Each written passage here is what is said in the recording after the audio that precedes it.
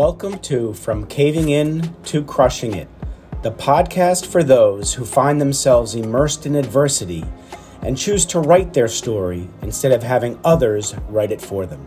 I'm Drew Deraney, and I'm your host. Michael, it's so good to see you. Great to see you too, Drew.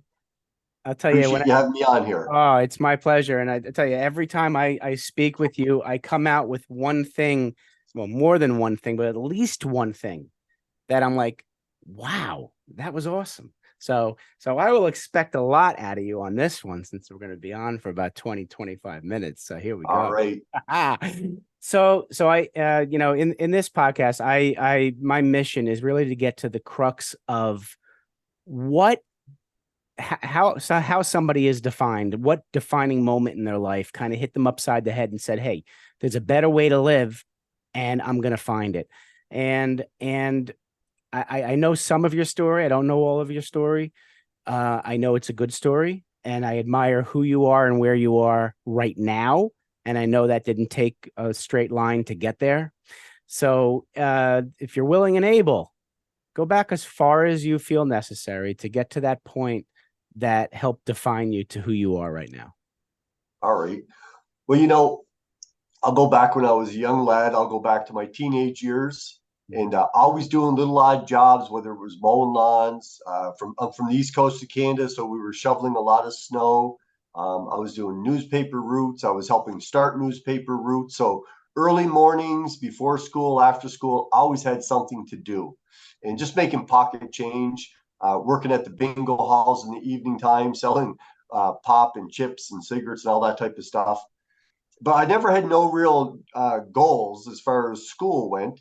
And so grade 10, I was just going to take my regular general stuff. I wasn't planning on going on to college or anything. And but there was no jobs out there. I knew that the steel plant where we lived at was closing, but I still didn't have any goals for a job. And so I got into grade 11, and then I thought, well, maybe I will go to university. So I talked to my counselor, and we ended up switching me to academic, and that was fine. I still wasn't interested in school that much, but I did enough to pass. And I was in the military at the same time. Oh, wow. I was in the reserves during high school, and that was good. I was making money as a weekend warrior, as they say, a couple of nights a week, working odd jobs. And when I finished, I went off, graduated. Then I went off on a call out to Western Canada to a camp. It was a cadet camp called Vernon, up in Vernon, BC. And I spent the summer there. And when I came back, I had done 1 year of university, and I ended up working in a restaurant. And I started as a busboy. And they told me, listen, you'll get promoted pretty quick. You'll either become a waiter or you'll go down to the cabaret and be a bartender. And I thought, wow, that's right up my alley, right? Because you're giving service, you're making tips, so on and so forth. Right. Well, I was too good of a busboy because everybody else under me would just quit all the time. And 2 years later, I'm still a busboy. Oh, boy. And my attitude was, hey, listen, if the tables aren't clean, nobody's going to sit down to eat. But I helped the waitresses and the waiter that was there, and I did a great job. And 2 years in, it was Valentine's of 1988, Drew. And I said, you know what? Enough is enough.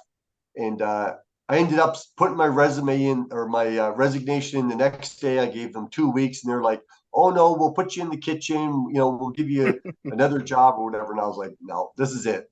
Oh, the owners are noticing you. And I said, no, this is it. And I had a saying on my wall at the time.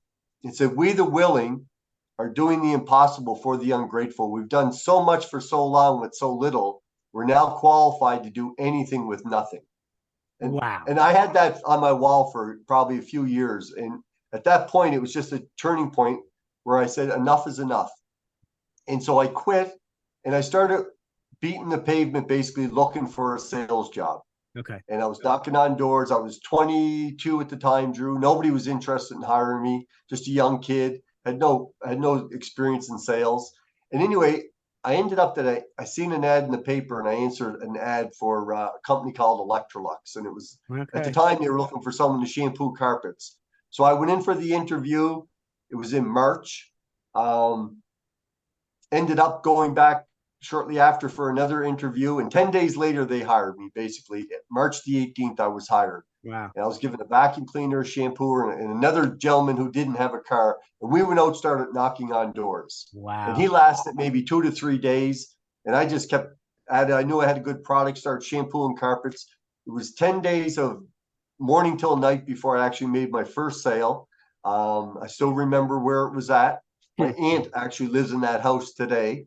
Um, anyway, made my first sale and got excited about the business. Right. And what it was that I was in charge of myself, you Mm, know, yes. and Yeah. I can still remember my dad saying, "Hey, listen, if you don't have unemployment insurance, if you get laid off or whatever, you need something that has that." And I was like, "Listen, Dad, if the only way that I'll stop making money is if I stop working." And Good for so you. that was my motto. And I just wanted to build a customer service base. And my motto at that time, with the product was A1, was that I'm going to treat everybody like I would treat my grandparents. Mm, And, a lot of people laughed at me and said, "You'll never make it in sales. Everybody's got a vacuum. Nobody needs one." But I didn't listen to that. And I just went out and just kept doing my work. I had my, what they call the law of rhythm, my ups and downs. of course. But I made it through my first year. I learned a lot, and then kind of went into management after that, Drew.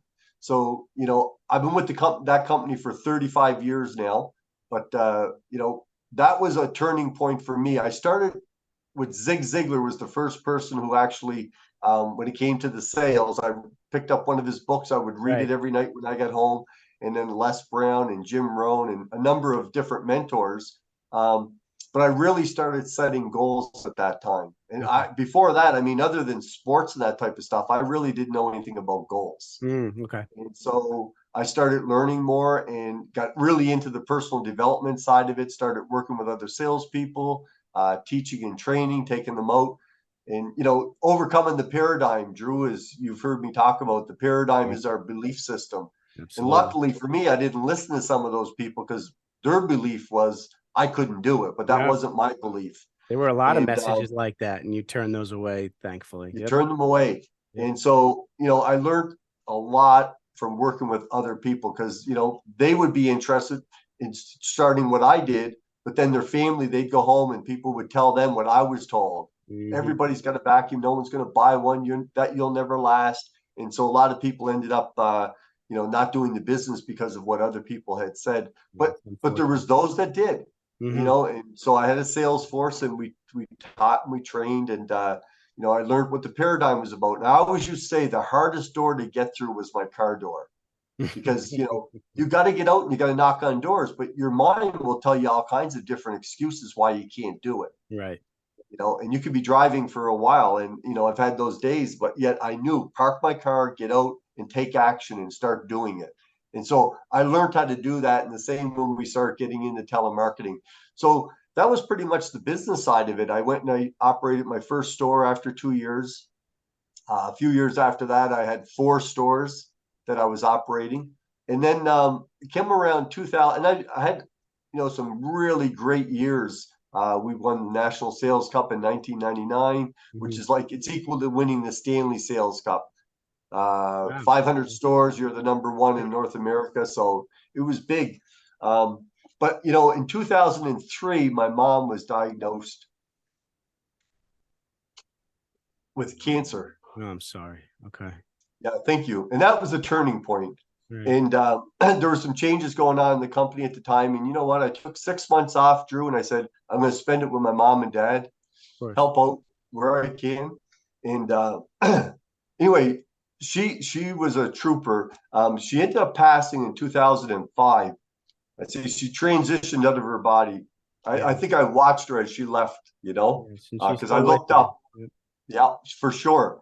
And but where I lived at the time, I lived on a lake. It was a private lake. There was 3 of us, I think, that were full time and 4 part-time people. No motorboats. Hmm. My mother used to always say, "What a piece of heaven you have," and it was. It was beautiful. Uh, And but after she had left, I kind of started thinking about things. And at that time, I don't know, I was early 40s, right? yeah. And I'm thinking to myself, what else is there? Mm. I'm doing well, um, but is there more?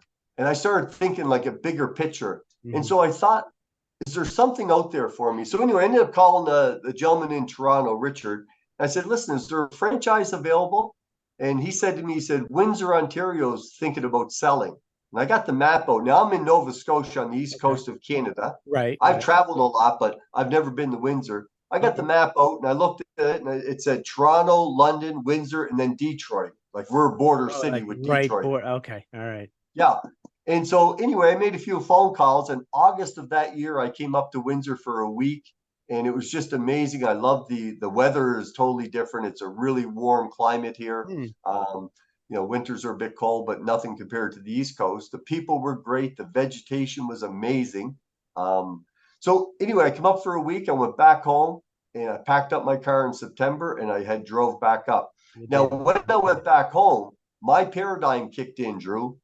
Why would Okay. you want to leave here? Why would you want to go there? And so this started playing in my mind, Right.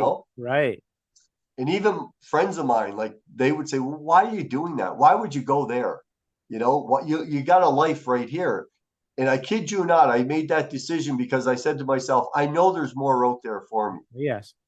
And a couple of days before I was leaving, there was a party for me, and a number of people come up and they said, Mike, I wish I could do what you were doing. See. I wish I could Yeah. actually make that Absolutely. move. Hmm. And so I say today, it's one of the best moves I ever made, Drew. I moved up here, started building up the sales, done very well. Met my wife. We See, ended up another benefit there. Yeah. getting married. I have a 10-year-old son now, Jackson. You're Just right. unbelievable. But I knew there was more, and so that was a big turning point. But what ended up happening in around 2016, like I told you, with Zig Ziglar and Jim Rohn, Les Brown, Right. a number Brian Tracy, I studied under these guys, and I put that into my business under attitude and personal development, Sure. because you've got to guard your mind against people, because there's Absolutely. a lot of negativity coming at you on a continuous basis. Yes. That's why I was big into the personal development side of it. But I knew of Bob Proctor from the movie The Secret, and in Okay. 2016 I ended up taking one of his courses, Okay. and from there I ended up a couple of more courses online, and then I went down to Los Angeles. Um, Spent 3 days at one of his seminars, and Okay. just I was just amazed at the energy that Bob had. Yes. You know, Absolutely. this guy was 3 days on the stage, 84 years old. Unbelievable. Yes. Right. Just an amazing individual. But the information that he had, it was just something else. But it was taking that information, putting it into action. That was the Mhm. thing about Bob, was mindset. Yes. 5% strategy, 95% mindset. Yep. We can come up with all the greatest ideas and the greatest strategies, but if we don't take action, Hmm. nothing ever happens. And Absolutely. so he taught a lot about the laws of the universe. And so I thought to myself, Drew, I said to myself, I said, this is something that I have to teach. Hmm. I thought I knew a lot, but after listening to Bob, I realized that I didn't know a hell of a lot. Yeah. I knew a lot about sales. I knew a lot about persistence, Right. taking action, but still there was so much more to be learned. And so Yes. I started as one of Bob's consultants, coaching with him. Hmm. And so now I'm on my fourth year, and Wow. it's just amazing. And we have a regime of studying and making sure, we do things early in the morning, set the day up. But that was a turning point for me also. And, there's a number of things that I benefited from Right. just becoming a consultant and learning Mhm. about, the different laws and that type of stuff, Drew. But Right. one of the biggest ones was putting the ego aside. And not to One of say the I had a hardest big things to ego, do. One of the hardest but things to do. Most yeah, difficult, challenging. and putting the focus on other people. And Mm. I think I've always was that way. Yeah. But I realized listening to Bob, Bob had this thing about WIFM or MF, What's that? make me Oh, MMFA, make MMFI, make me feel important. He said, put that okay. on everybody's forehead. And I used to hear the one about, around everybody's neck is the sign that says their name. Uh-huh. You always address people by their name. By And their when you get name. a name, you, Right. you remember it, Right. because people just love to hear their own name. But with that MMFI, make me feel important, that's one of the most important things. And it's listening to people. Right. And, we think we listen with our ears, but we don't. We listen with our emotions. You're right. Absolutely. And if you think about it, a lot of times when it comes to listening, we go off on a thought trip. We may be listening to someone and then they say something and then that takes us somewhere That's else, something we have. Absolutely. And Yeah. the other thing is when it comes to listening, a lot of times we're listening to respond to the person. Absolutely. So we're already ahead of it when we should be just listening to take it in. Absolutely. Don't worry about coming up with a response. Mm-hmm. So just little things like that. I there's so much. The impression of increase, always leaving people better than you found them. Right. Right. So it's just those little things, Drew, that are important. Well, it's true. And you had mentioned routines. And now I've been doing a lot of research on routines. Of course, when I wanted to start a routine, I automatically started my morning routine. And I got to a lot of thinking that it might be better to start with your night routine than your morning routine, because I'm just, thinking that not only do we need oxygen and water to survive, we need sleep to survive. And if you have Yeah. a very crappy night routine, it's going to mess your morning routine up anyway. So tell me a little about your philosophy on routines and what your thought pattern is on evening routines, morning routines, or how it all comes together. Yeah, sleep is so important. I used to be 12 o'clock at night up at 6 o'clock in the morning. That would vary a little bit sometimes. But now my nighttime regime, sometimes I'm in bed at 9:30. 10:30 is usually a later evening for me. But I give advice sometimes when people have trouble getting up in the morning. And I'll say the night before, take your pen and paper and write down, I am going to wake up at, what time do you want to wake up? And they say 7 o'clock. They're used to getting up at 8 o'clock, but they'd love to get up at 7. I am going to wake up at 7 o'clock with a smile on my face. And I said, write it 3 times before you go to bed. And you got to start to train your subconscious. So that's one thing I do for people when they want to get up a little bit earlier. You got to start working on that. Right. But what you should be doing the night before, Drew, is making sure you know what you want to do the next day. Great point. So you could take that piece of paper and pen and write out the 3 or 4 most important things that you need to do tomorrow. And so you go to sleep, you already know, your subconscious starts to work for you. You get up in the morning and you start to take action. So for me, again, getting up in the morning. So this morning I was up at 4:30 a.m. Eastern time. I'm always up 5 o'clock every morning, but 3 days a week I get up at 4:30. Okay.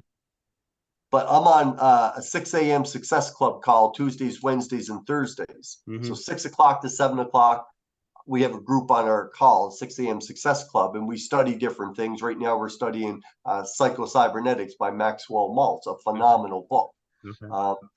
But no, it's getting some of that studying about what you need to do, writing your goals out, writing a gratitude. This is the time of the day when you want to get that done early. And the time you give yourself, and if you do a workout or whatever, it's early. So when 8 o'clock, 8:30, 9 o'clock comes, you're ready to start your day. Right. That's when you really start working on your goals. Your earlier time is when you're working on yourself. Right. You are the best investment, as we've said. I've said that to my salespeople all the time. You're the best investment you could ever make. Yeah. And I say that to people now. Yep. Yeah. Because you got to invest in yourself. And again, it's not just the time. When you talk about routines, investing good food, making sure you're getting the right information, making sure you're drinking lots of water, making sure you're guarding your time so that you've got a good routine set up. And then you start to perfect that routine more and more. Because listen, we only have one life, Drew. We're only going through once. Right. That's so right. let's live it the best way that we can. And that's what I promote. Like I'm all about a healthy body, a healthy mind, healthy lifestyle. Is it easy sometimes? No. But if you work on it continuously, it gets better. And the more aware you are, the better it is too. They say 94 to 96% of everything that we do is by habit. Is that unbelievable? Unbelievable. Yeah. Right. And so that's the way it is. But when you start writing stuff out, you start becoming aware and get good habits down, then at least you're doing something that's working for you and not against you. Because That's there's a true. lot of things we do that are just automatic. We don't think about it, and they're not really probably in the best interest. So when you Right. start really taking action on things that are good for you, and that's why I always talk about pen and the notepad, write things down, start really thinking about what you're doing. And, that creates more ideas, the better you're going to be. Yeah, no, it's so true. And I think I've been reading about that. Just putting pen to paper, it does something for the brain. It helps anchor that information a lot better, a lot deeper. Yeah. You get a lot of those neurons in the brain working, right? Yeah, yeah. And there's a It's lot of amazing. different secrets to it, but truthfully, Mhm. get you a journal is one of the best things and a good pen. Yeah. So when you talk about journaling, I mean, I do my gratitude journal. I write down 100 things I'm grateful for each day. I write that down. Yeah. When it comes to the other journaling, I'm not as good now as I'm going to be. But when you journal, some people tell me do a brain dump. Some people say, write down the things that are on your mind bothering you. And what's your recommendation when it comes to journaling? So it's whatever works for people. But for myself, like I have some mantras, but affirmations, Mm-hmm. Mm-hmm. your goals. So I write down my goals. And sometimes I'll write them 3 times, and they're not big, just a paragraph. Yeah. Something you can image into your mind. You're writing your goals, you do your affirmations. You could do a self-image script. But in my journal, it's the same thing every single day, Okay. right? Because what I'm doing is repetition, Drew. Right. Don't Repetition. get me wrong. I've got different pages and different types of little books around where I can write stuff in and I can work on a situation or a problem. But when I talk about my journal, it's a daily. So it's my goals and my affirmations and Mm-hmm. self-image script. And then I have a separate one for gratitude too. Right. But that's really where it's at, is repetition, Mm-hmm. because you Mm-hmm. want to be having that same goal going over and over and over in your mind, because Absolutely. we see in pictures, right? And the clearer you get it, the better it's going to be. Yes, absolutely. Absolutely. Yeah. Everybody should have a goal. Yes. Yes. Yeah. In regard, whether or not it's professional, personal, you have to have something I say have something to look forward to. Yeah, you do. We are goal seeking organisms. Yes, we are. Okay. So we're meant to grow continuously. Right. And that's all a goal is. A lot of people think a goal is about getting something, because we set material goals, the Right. Right. house, the car, the Yeah. boat, whatever it might be, the trip. Right. But it's about growing. Mm-hmm. It's not Absolutely. about getting, it's who you become in the process of it. Mm-hmm. And if the goal is big enough, and it has to be a big goal, Right. you're going to do things that may be uncomfortable, but that's how you grow, right? That's how you overcome and you learn from your mistakes. You overcome Absolutely. fears, you build up your confidence. So, yeah, we have to have the goals. But a lot of people don't have goals, but you should have them, and you should have them written down. I carry with me, Drew, and I got one. I'll just pull it out here. I Yeah. got two of them, matter of fact. But my goal cards. Got it. So you have them So with you I all the time. Yep. So what I write out, I also have on my card. So that card's with me all the time. Back when I started in sales, I used to keep it in my pocket. I used to say my goal is always close to my heart. I love that. I A love lot it. of a lot of my shirts, this one does, but a lot of Yeah. my It doesn't shirts have a don't have pocket. the Yeah. They pockets, don't have a right? pocket. Yeah. But as long as I got it, and when I touch it, I kind of feel that, and it reminds me. But seriously, writing things out, having your goal. So I write it out every day so it's clear. Give me an example, one of your goals, because a lot of people chase results, and so their goals are like these results that keep, you may never get to, and then that's why people stop writing their goals. There's a way. Yeah, There are good goals and there are not so good goals. Give me an yeah. example of one of your goals that you follow. Well, I won't give you an example. One of my goals are big goals, but a health goal is I Yeah, am so that's a good one. happy and grateful now Yeah, that I am healthy and fit. I'm having fun every day. there we go. Now, that's an ongoing goal. I Hmm. wrote that in my journal that I got from Zig Ziglar back in 1988. There you go. Awesome. I wrote a whole list of goals, and health was one of those goals that all my life, I've always believed in being, healthy and staying healthy. But that's one of the goals. Now, it could be, here's a simple one too. Okay. I'm so happy and grateful now that I achieve 15 sales every month. Mm, So if you're in the sales business, I don't know what you're selling, cars, RVs, airplanes, boats. I'm so happy and grateful now that I am achieving 15 sales every month. Now you could switch that up as you write it. I'm so happy and grateful now that I'm putting 15 people into their dream home. I'm Yeah. so happy and grateful now that 15 people are driving the car that they love to drive. See, I love See, that and you you're put, right that, I love that because the thing is, you're tying something tangible, but to a visceral reaction, the emotion, the emotional tie, to you're doing something for somebody, the service piece of it. I yeah. love that. I love that. And and sales is something, and this is, again, when it comes to sales, everybody's a salesperson, Drew, Yeah, whether they right. want to admit it or Yeah, not. we're selling ourselves every day. Yeah. Yeah. But a lot of people have this thing about sales, right? Oh, salesman. But sales is something you do for somebody, not to Right. somebody. Not two, So exactly. you're helping people. Hmm. And so that's the way people have to look at sales. Yeah. They say 80% of people that go to university never use what they went to university for. They don't use that degree in where they Yeah. end up working. Right. So a lot of people end up in sales jobs Right. or sales positions. Well, Yeah. sales is a profession. Right. So you have to be learning all the time. Hmm. But in the back of a lot of people's minds is that old, the fast talking salesman, the Yeah. salesman put Yep. the foot in the door, the used car Yes. salesman. Ugh. So they're salespeople, but yet in the back of their mind, they have all these things about how bad a salesperson Yeah. is. Exactly. They have to Exactly. overcome that. Yeah. And they can become great salespeople if they could learn. But again, a lot of salespeople, they don't study, they don't do seminars, take courses. Sales is a profession. You got to be at it continuously. Yeah. Well, it's also about building relationships, and that there. I mean, I was trained not the proper way because I was trained with that foot in the door approach, door in the face, all this kind of stuff. And it's about building relationships, and that's what Bob Proctor was all about. Zig Ziglar was all about. It was all Yeah. building relationships, and that's where it's at. And what concerns me with like all this stuff with the pandemic, these young kids now who are locked down, they are having trouble communicating with people face to face and having Yeah. that personal discussion. And we've got to help these kids be able to relate interpersonally again. Seems to be lost with some of the generations now.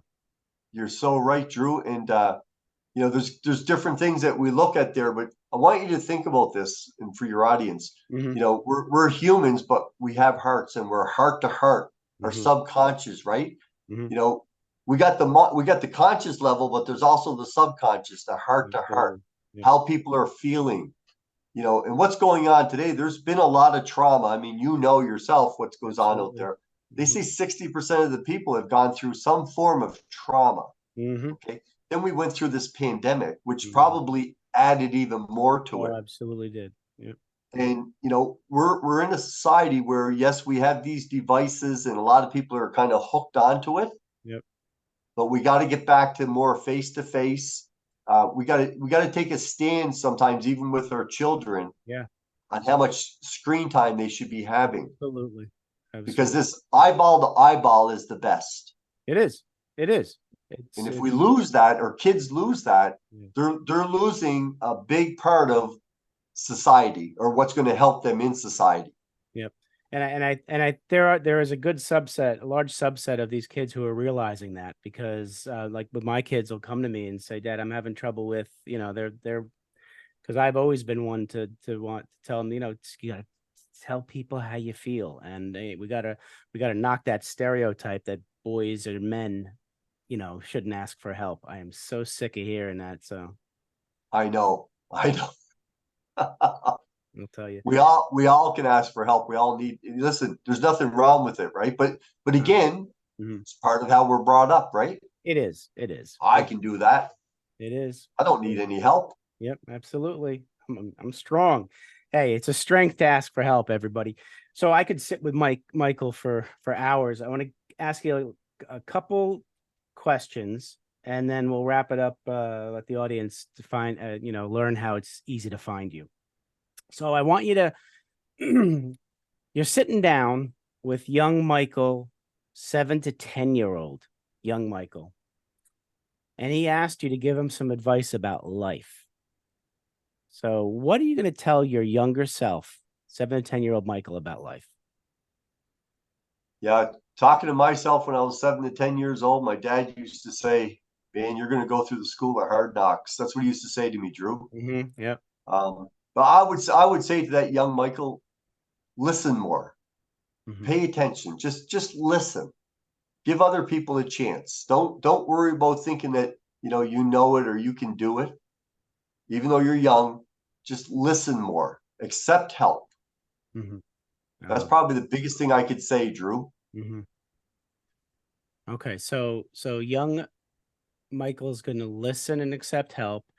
Now you're going to switch your hat and you're sitting down with young Michael, the businessman entrepreneur, ready to venture out in the business world. And you'd like to give him some advice. What are you going to tell young Michael, the businessman entrepreneur, ready to set the world on fire? You can go out and you can make it in business, do the right things, ask for help, because everybody needs a bit of help, and look for the right mentors. That's one of the things that you should definitely have, is a good mentor. And don't forget about your family. No matter how focused you get, remember your family, because at the end of the day, they're the people that are going to be there for you. Yeah. And you may go off on a track, but always remember your family loves you and they'll always be there for you. I love that, Michael. And, many of us, especially men, lose sight of that, because in our mind, our caveman mind, we're there to feed the family, right? And so we put so much emphasis on making money and climbing that ladder, and we do forget the family. I mean, look at the divorce rate in this country. I mean, and in Canada too. And it's and high. the suicide rate. We take ourselves too seriously in business, and if that goes south, men tie their self-identity to their profession. And I was just reading about the suicide rates in Canada are going through the roof too. It's scary. It's unbelievable. Yeah. And Drew, when I say that, because I didn't get married till I was 44. Okay. Actually, I got my 44, 45. No, sorry, I was 47. My 11th anniversary is going to be on Saturday. Well, I was never married before because I was on the road salesman, right, direct sales all my life. That's why I say the best move I ever made. Something brought me to Windsor, Ontario. Yes, I live in Amherstburg now. Exactly. But my wife and my son, and I mean, she's unbelievable, and my son is amazing. But something brought me there, right? But I was never married before. But no, I mean, the family is the key. Yes, it is. The business is important and your focus is good. But when you're at work, and when you're at home, be at home. Absolutely. Don't lose sight. And that's where goals come in, right? And you're growing. But don't lose sight and spend all your time at that office, because your family is the most important. Absolutely. Especially when they support you. Yep. That's a great message. Yeah. Absolutely. So, all right. So now that we've captured the essence of Michael Crawley and people are going to want to get in touch with you, make it easy for them, Michael. How do they get in touch with you? michaelcrawley.thinkingintoresults.com. There we go. Yeah, that's my website. michaelcrawley.thinkingintoresults.com. And I'm on Facebook. The picture you see here is the picture of me on Facebook. I have a group called Life Without Limits. I'm on LinkedIn. So that's pretty much it, Drew. Awesome. Well, Michael, I want to thank you, and I want to say I'm grateful that you're in my life and we're friends. And thank goodness for Master Networks, because that's how we met. And again, thank you for coming on, Michael. And we're going to definitely keep in touch and help each other out. But thank you for being who you are, and keep doing what you're doing. All right. Thanks, Drew. My pleasure. And listen, you keep being who you are, because you're doing a lot of great stuff. Thanks, Michael. Mindset Mastery Coaching. There we go. Deraney. Well, thank you, sir. I appreciate it. Take care, everybody. Be healthy. Be safe. Thanks so much for listening.